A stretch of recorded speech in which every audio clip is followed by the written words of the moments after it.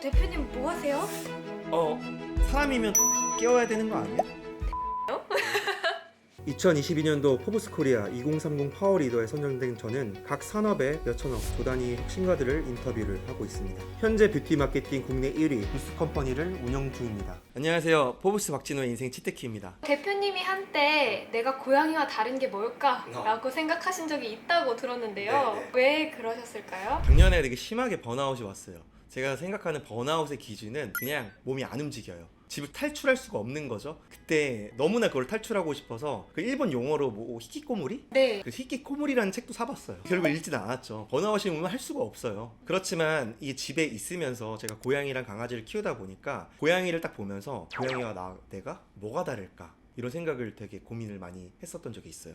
근데 사실 그걸 찾아냈어요. 오. 고양이는 내일을 모른다고 하잖아요. 왜 모른다고 하는지 아세요? 결국 고양이와 사람의 차이는 장동선 뇌학자님이 이제 얘기인데, 포유류와 사람이 다른 게 되뇌 심피질이 있고 없고를 얘기를 하시더라고요. 그래서 고양이는 중뇌가 있고 중뇌가 해마랑 연결이 되는데, 여기는 기억과 감정을 컨트롤하는 역할을 하고 있고요. 그리고 되뇌 같은 경우는 전두엽과 연결이 되기 때문에 우리가 이성적인 사고와 미래지향적인 방법들, 논리적인 사고를 할 수 있다는 것들이 사람만 할 수 있다는 거죠. 사실 그거를 어느 정도 깨닫고 나서 그럼 사람으로 태어났으니까 결국 이 되뇌 심피지를 확실하게 사용을 한번 해보자. 그래서 전두엽을 깨울 수 있는 그런 활동들이 되게 중요한 것 같아요. 전두엽을 깨우는 활동 되게 모호한데요. 간단한 뭔가 액션들이 있을까요? 파리에서 도시락 파는 여자 그 켈리 선생님, 네. 그분도 사업이 망했을 때 무작정 걸었다고 했었던 게 기억나거든요. 걷는 것도 전두엽이 되게 활성화가 많이 된대요. 그래서 실질적으로 하기 싫은 것도 계속 해야 되는 거고, 뭔가 생각할 수 있는 능력과 사고들이 계속 깨어나는 부분들이 사실 있고, 동물처럼 감정에 근거해서 내가 활동을 할 거냐 아니면 팩트와 근거를 기반으로 활동을 하느냐는 너무나 다른 문제인 것 같아요. 그래서 실질적으로 저희가 뭐 회사 안에서 나영씨 보면 아시겠지만 기분이 태도가 되지 말자 이런 얘기도 있잖아요. 네. 이런 부분들도 되게 비슷한 것 같아요. 능동성과 번아웃 극복 방법은 결국 대뇌를 활성화시키는 방법들이 진짜 중요한 부분들을 차지한다라고 얘기를 드릴 수 있을 것 같아요. 켈리츠 회장님은 걸었다고 하셨는데 대표님은 어떤 걸 하셨었나요? 저는 집에서 청소부터 했어요. 근데 이거 너무나 흔한 얘기긴 한데 눈앞에 당장 결과물이 나오는 게 정말 중요한 것 같아요. 그래서 저는 이 청소를 했었을 때 저의 감도를 파악을 하거든요. 능동성에 대한 감도. 그러니까 뭐 침대에 누워있는데 청소하라고 하면은 싫잖아.